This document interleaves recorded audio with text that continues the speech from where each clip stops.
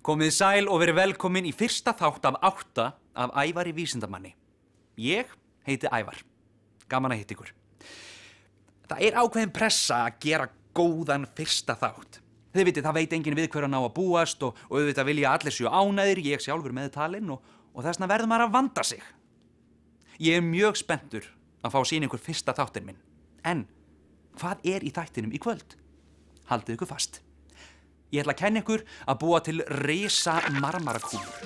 Sprengjugengið úr Háskóla Íslands kemur og gerir allt vitlaust. Við fræðumst Albert Einstein, við spilum myndbönd úr myndbandakeppnin okkar, við heimsækjum íslenska erfðagreiningu og síðast en ekki síst ætla ég að komast í snertingu við minn innri ofurkraft. Ég ætla að verða klifurmeistari. Ég ætla að klifra upp perluna, upp á topp með 2 ryksuggum.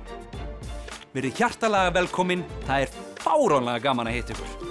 Fyrsti þátturinn af Ævari vísindamanni byrjar núna.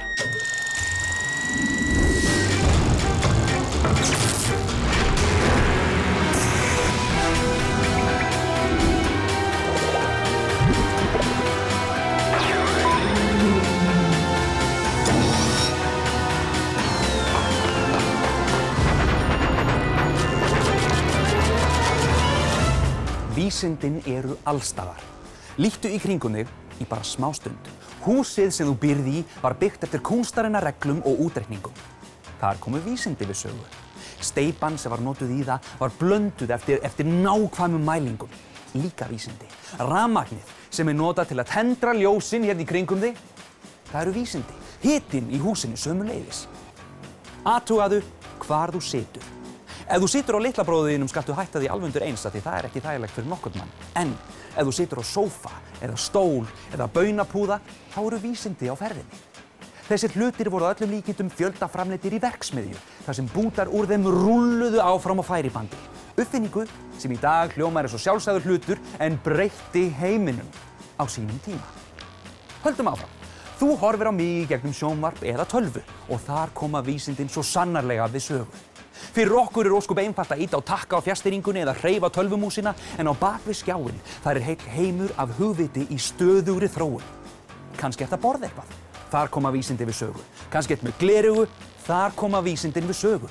Kannski finnst þér gaman að fara í bíó, lesa bækur, fljúga í flugvél, fara í vatnsrennibrautir. Kannski finnst þér ótrúlega gaman að horfa á fótbolta í slow motion. Kannski finnst þér risaeðlur spennandi. Kannski finnast þér bílar ótrúlega heillandi. Kannski viltu uppgötva nýja stjörnu eða kannski langar þér bara að geta fengið þér heitt kakó að drekka þegar þú hefur verið úti að leika þér. Og þá þarf auðvitað að hita vatnið. Vísindi eru allstaðar. Alla hefur langað til þess að gera eitthvað sem þeir geta ekki.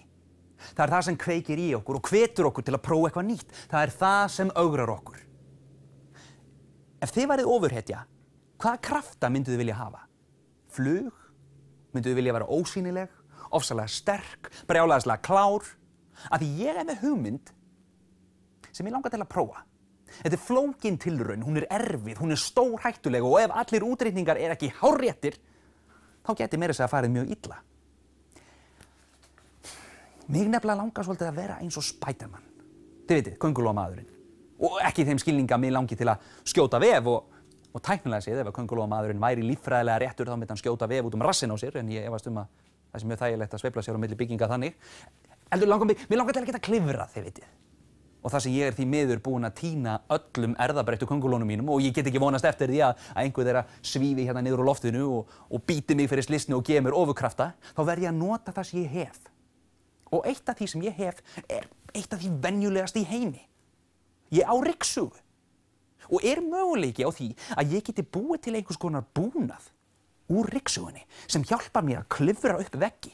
Geti búið til einhvers konar soghanska, ryksuguhanska og ef mér tekst að búa til svoleiðis grip, hversu hátt skyldi ég komast?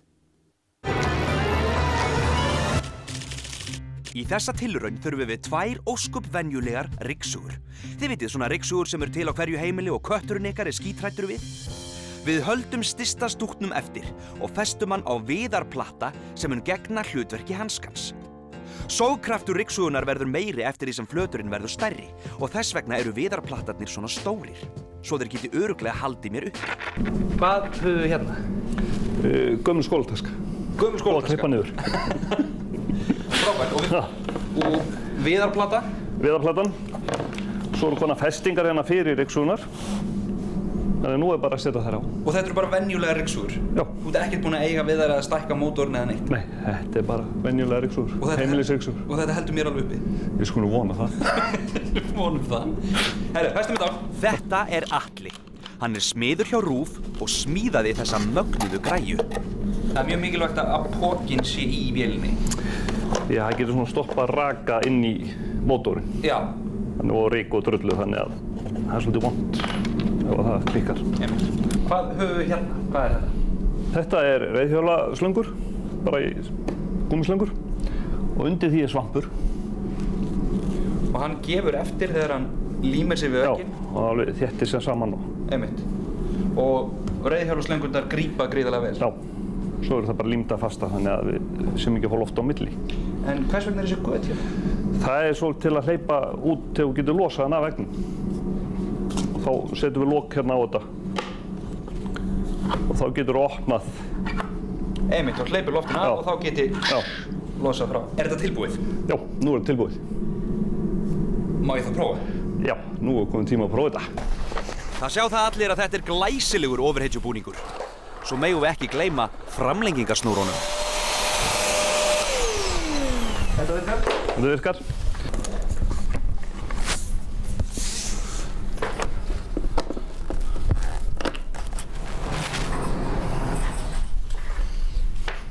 Prófum.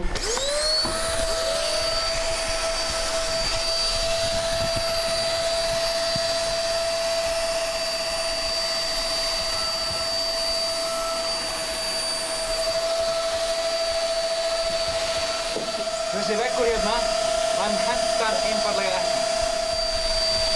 Strax örlítið betra, en ég stíg þó niður.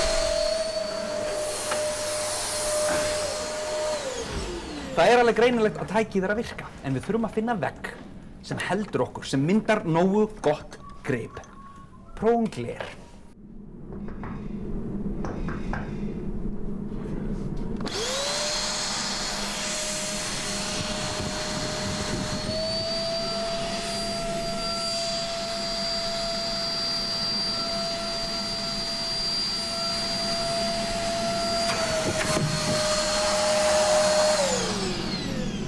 Glæsilegt. Þá vitum við það, gler grípur mjög vel, en þá spurningin, vitum við nógu háan og glæsilegan glervegg sem þess verður að vígja þessa ryksuguhanska? Ég með eina hugmynd.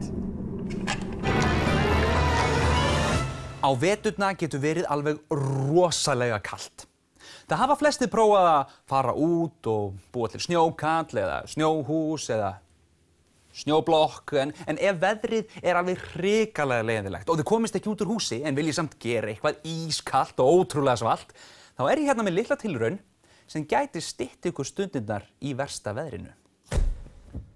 Það sem við þurfum í þessa tilraun eru blöðrur, við þurfum vatn og matarliti.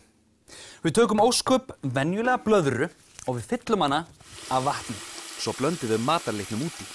Þetta hér nokkuð góð stærð. Nú bindum við fyrir og við skellum blöðrunni í frysti. Daginn eftir ættu þið að vera komin með heilan haug af risastórum marmarakúlum. Og nú þurfum við að fara varlega vegna þess að það matarlitur og hann litast alveg rosalega í puttana. Þetta svolítið flott, en sjáu þið hérna. Þannig við förum varlega. Af því að það kalt út á veturna, þá upplagt að moka stéttina heima og raða svo þessum afar vel og vandlega. Og ef það nógu mikill kuldi, þá ættu þeir að haldast nákvæmlega svona í heillangan tíma. Munið bara að fara varlega með matarlitin. Gangi ykkur vel. Þetta íslensk erfðagreining. Ég ætla að kíkja í heimsókn. Þetta byrjaði sem löngun til þess að finna kringumstæður þar sem hægt væri að vinna góða mannarafræði. Og við erum orðin núna á þessum 17 árum, þá erum við orðin líklega afkastamesta stofnun í heiminum í dag í mannarafræði. Hingað er ég komin til að láta taka með blóð og athuga hvort að hægt sé að einangra úr því mitt eigið DNA. Þetta er Kári Stefánsson, forstjóri íslenskrar erfðagreiningar. Þegar hann var lítill þá langaði hann til að vera rithöfundur, en endaði á því að verða læknir. Strax og ég búið með læknadeild eða fljótlega upp úr því, þá fór ég að vinna við vísindarannsóknir í Bandaríkjunum og hef ekki hægt síðan. Vísindin eru sjálfur sér ekkert öðruvísi heldur en annað af því sem maðurinn gerir, til dæmis listir, bókmenntir, myndlist og svo framvegis. Við erum alltaf að reyna að skilja hver við erum.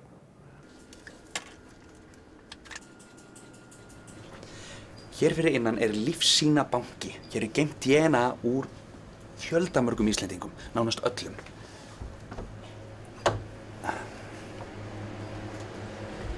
Og nú þarf ég bara að finna mitt.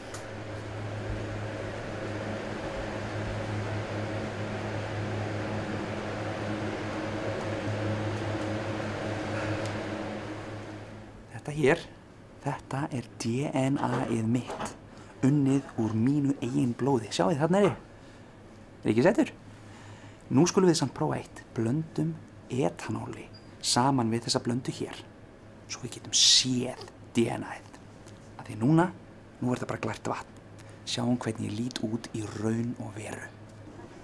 Nú erum við búin að blanda etanóli saman við DNA-ið úr mér, sem er búið að vinna úr blóðinu úr mér. Sjáið þið? Þarna er það. Sko. Þetta er svolítið svona svo marglitta eða kolkrabbi eða. Núna verður þetta tekið og einangrað niður í ennþá minni vökva og svo sett hérna inn í kælinn. Svo bara spurning hvað á að gera við þetta. Ég bara læt klóna mig. Þetta segir sig sjálft. Kári minn. Við erum núna að nota erfðafræðina töluvert mikið til þess að reyna að skilja það hvernig heilinn virkar, hvernig heilinn hugsa, hvernig heilinn býr til tilfinningar. Og við erum að ná pínulitlum árangri þar þessa dagana og það veldur mér mikilli ánægju. Verið velkomin í kjallara íslenskrar erfðagreiningar. Hér er lífsýnageymsla, blóðsýni í tonnavís. Við ætlum að fara inn í frystinn. Hann er ískaldur og þess vegna er ég í kuldagalla.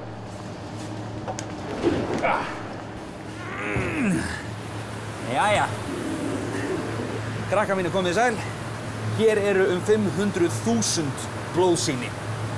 Elstu sýnin eru jafn gömul og fyrirtæki, 16 ára gömul. Þessi geymsla hefur verið hér síðustu 10 árin eða síðan fyrirtæki kom í þetta hús. Hér sjáum við róbóta að störfum, en þessi róbótar voru gerðir sérstaklega fyrir þetta hlutverk, að sækja blóðsýni og fara með þau. Sá litli heitir Davíð og svo stóri, hann heitir auðvitað Goliat. Herbyggi sjálft hefur ekki neitt ákveðið nafn, þannig ef ykkur dettur eitthvað gott nafn í hug yfir þessa lífsýnageymslu, þá endilega látið okkur vita.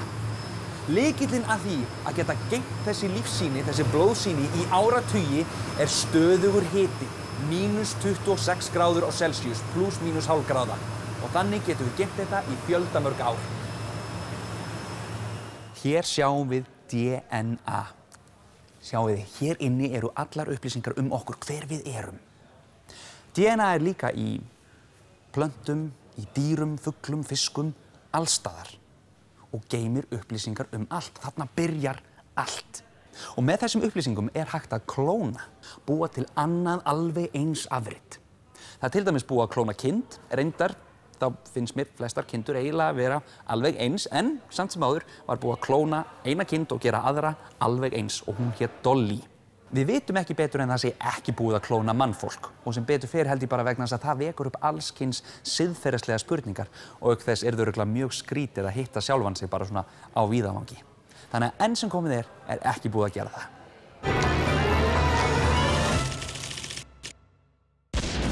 Hér er Tinna búin að blanda 4 litlausar lausnir.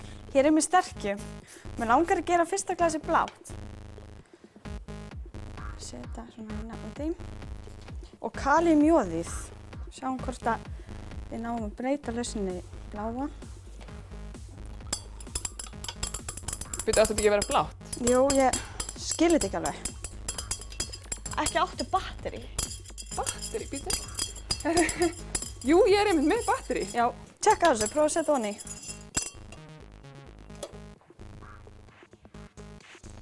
Sko, það þurfti bara eitthvað smá straum.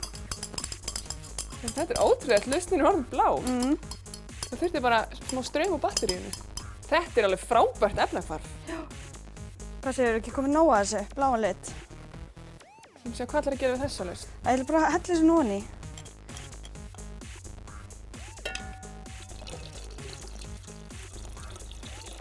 Þetta býttu blái liturinn er að hverfa. Þetta er ótrúlegt. Já, það er kannski að því að batteríið er eftir í hinu glasinu. Já. Þetta er nefnilega allt batteríinu að taka. Hver eftir uppáhaldsliturinn þinn? Það er rauður. Ég líka, uppáhaldsklúturinn minn er líka rauður. En býttu, var þinn uppáhaldslitur ekki blár? Jú, ég er alveg svolítið hrifin af bláum lit. Tjekkum á þessu. Heyrðu, vá! Þetta er ótrúlegt. Já. Heyrðu, nú er ég komið með bláa litinn minn. Þetta er uppáhaldsliturinn þinn, eða ekki? Já. En ég verð nú eiginlega að viðurkenna að mér finnst svona blár klútur ekki eins flottur og rauður. Nei. Hvað ætlarðu að gera í því? Ég veit ekki, ég fæli að breyta hann bara rauðan aftur. Mér hefur tekist það. Heyrðu, þú ert ótrúlega til það. Þetta er töfrum líkast. Þetta er samt bara efnafræði. Þetta er efnafræði. Svona er efnafræðin. En hver fór blái liturinn? Ég held hann sé ennþá í tuskunni. Hann er hann undir niðri. Þarna er uppáhaldsliturinn minn kominn aftur. Blár. Ljómandi fín.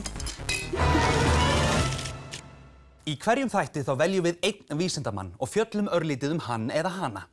Sumir vísindamennirnir sem ég hef valið eru úr bókmenntasögunni, á meðan aðrir voru til í alvörunni. Vísindamann dagsins þarf vart að kynna. En ég geri það nú samt. Herra mínir og frúr, Albert Einstein.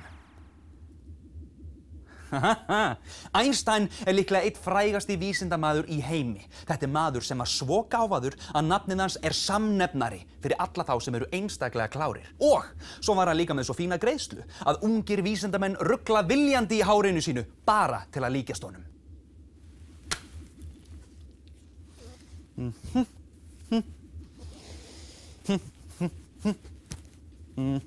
Glæsilegt. Einstein fæddist 14. mars árið 1879 í Þýskalandi. Hann bjó í München mesta bernsku sína og olli foreldurum sínum miklum áhyggjum því hann var svo seinþroska. Sem barn átti hann erfitt mál. Hann var lítt gefinn fyrir leiki og honum leiddist í skóla. Þau þurftu þó ekki að hafa áhyggjur af honum lengi. Ungur að árum gerðist Einstein svissneskur ríkisborgari en í Sviss nam hann stærðfræði og eðlisfræði. Árið 1902 fékk hann vinnu á einkaleyfisskrifstofu í Bern, þar sem hann vann meðan hann lagði drög að kenningum sínum í frístundum. Albert Einstein er frægastur fyrir afstæðiskenninguna. Árið 1905 birti hann 3 merkilegar ritgerðir. Ein þeirra hét rafsegulfræði hluta á hreyfingu, en í henni setti hann fram takmörkuðu afstæðiskenninguna. 1916 birti Einstein almennu afstæðiskenninguna í nokkrum ritgerðum og 1919 var kenningin staðfest. Í takmörkuðu afstæðiskenningunni sem Einstein setti fram árið 1905 fólst meðal annars að úr litlu magni af massa mætti losa gríðarmikla orku. Þetta var sett upp með formúlunni E sama sem mc í öðru veldi. Og þó Einstein hafði ekki hugsað það sem svo að kenningar hans yrðu notaðar í stríðsrekstur, þá beintust rannsóknir í vaxandi mæli að þeirri orku sem losa mætti úr kjarnaatóma, kjarnorku. E sama sem mc í öðru veldi er í takmörkuðu afstæðiskenningunni, en þessi jafna leiddi til þróunar kjarnorku og seinna kjarnorkusprengjunnar. Fyrsta kjarnorkusprengja heimsins var smíðuð af Bandaríkjamönnum í seinni heimsstyrjöldinni. 1921 fékk Einstein Nóbelsverðlaun fyrir framlag sitt til eðlisfræðinnar. En Einstein var ekki bara rosalega klár, hann var líka mikill húmoristi. Þetta hér er ein frægasta ljósmyndin sem til er af Einstein. Hún var tekin á afmælisdaginn hans 14. mars árið 1951. Einstein hafði verið í viðtölum allan daginn og var á leiðinni heim til sín eftir langan og afar virðulegan afmælisdag. Þegar ljósmyndari laumaði sér upp á honum og vildi fá að smella einni mynd af honum. En í stað þess að setja upp sparibrósið, þá rak þetta 72 ára gamla afmælisbarn út úr sér tunguna. Einstein lést árið 1955, 76 ára að aldri. Að eigin ósk var líkami hans brenndur en heilinn var varðveittur til rannsókna. Fá heila! Takk fyrir. Heili Einsteins var breiðari en heilar úr öðrum mönnum en hins vegar ívið léttari. Óvenjulegt mynstur fannst á því svæði heilans sem tengist hæfni í stærðfræði og rúmfræði. Taugafrumur á ákveðnum stöðum virtust líka liggja þéttar saman en venjulegt er. Frekari rannsóknir væru þó æskilegar til þess að staðfesta þetta betur. Og engar áhyggjur, þetta er ekki heilin úr honum. Úr hverjum er þessi heila? Í haust bað ég ykkur að senda mér myndbönd af tilraunum sem þið gerðuð heima hjá okkur eða í skólanum. Það gleður mig að tilkynna að yfir 100 myndbönd bárust í keppnina. Í næsta þætti munum við byrja á að sýna þau myndbönd sem okkur leist best á. Fylgist spennt með.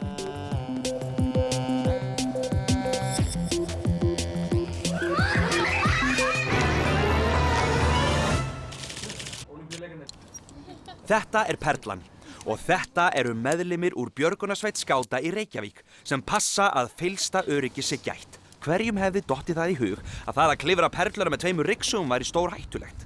Eins og allir vita er aldrei gott að detta. Hvað þá ef maður dettur úr margra metra hæð?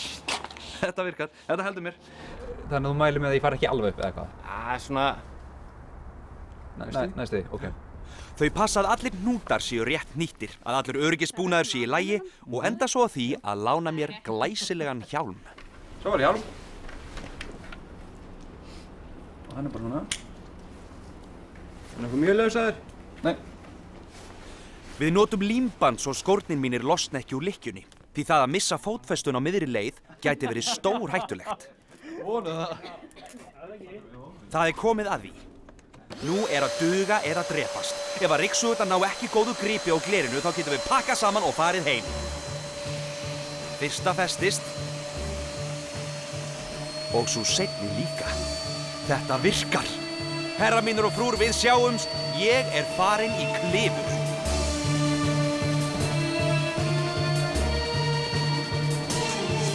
Ég hef alltaf verið svolítið lofthræddur og þess vegna ætla ég alveg að sleppa því að horfa niður. Ég hef hvort eð engan tíma til að spá í því sem er að gerast á jörðu niðri. Ég á fullt í fangi með að klifra. Þetta er mun erfiðara en ég gerði mig grein fyrir og ég er þegar farin að fá krampa í hendurnar. Ég verð að finna takt í klifrinu og halda stefnunni. Skátarnir virðast ekki hafa miklar áhyggjur af mér, en ég veit að ef ég harðbakkan slær þá eru þau ávallt við mig.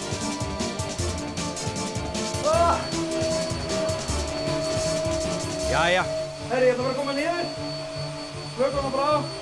Ég veit ekkert hvort ég dett niður eða ekki, sko. Það hættu bara vel við. Krampinn í höndunum er orðinn svo mikill að ég get varla hreyft puttana og ég verð að geta hreyft á til að geta hreyft loftinu inn í hanskana. Ferðin niður byrjar ágætlega. En svo gerist það. Ég missi takið. Eins og sjáum við, það var mjög gott að vera í svona línu af því þá dettur maður ekki niður. Þetta hefði til dæmis getað endað mjög illa. Jæja, við skulum að reyna að komast aftur að veggnum. Ég dangla eins og sokkur á snúru. Ég veit ekki alveg hvernig við ætlum að gera það. Við höngum hérna bara í smá stund. Það er fínt að hanga líka inn á milli. Svona þegar maður er að gera tilraunir. Þannig. Á endanum næ ég að teygja mig í skóinn sem enn er límdur pikkfastu við ryksuguhanskan og losa reimarnar. Nú er ég nánast í lausu lofti, svíf eins og skrítinn og mjög lofthræddur fugl. Og nú megum við slökka á. Slökka hérna á. Þetta er greinilega hægara sagt en gert. Sogkrafturinn er gríðarlega mikill, en það er ekki bara hann sem við þurfum að hafa í huga. Hendurnar á mér núna til dæmis eru alveg bara, ég get varla kreft. Það er aftur, kreft nefan á þess að finna alveg rosalega til. Mér langaði rosalega mikið að ná upp á topp, en hendurnar á mér einfaldlega bara réðu ekki við það. Það eru alveg bara, ég get varla haldið á gafli. Og eins og við sjáum, þá er þetta stórhættulegt. Við þurfum að fara rosalega varlega. Og þakka þér kærlega fyrir þetta, af því annars væri ég líklega ein stór vísindamanna klessa hér á jörðinni. Þess vegna mæli ég með að fólk noti kannski ryksugarnar sínar aðalega til þess að ryksuga, en láti atvinnumennina, og með því meina ég björgunarsveitir, það að klifra upp og niður veggi. Og þau tóku mig á orðinu. Enda vön ísklifri og klæjaði í puttana að fá að prófa græjuna. Þetta er nefnilega svolítið snúið, en mér sýnir sem svo að hann sé einfaldlega að rúlla þessu. Hann var ekki lengi að komast upp á topp og lét að líta svo auðveldlega út að ég íhugaði það alvarlega að klippa hann út úr þættinum og segja engum frá því.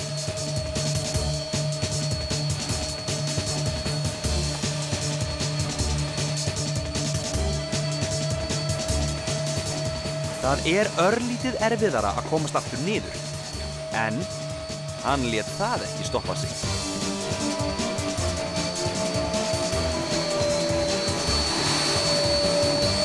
Þetta er glæsilegt. Nákvæmlega svona á að gera þetta.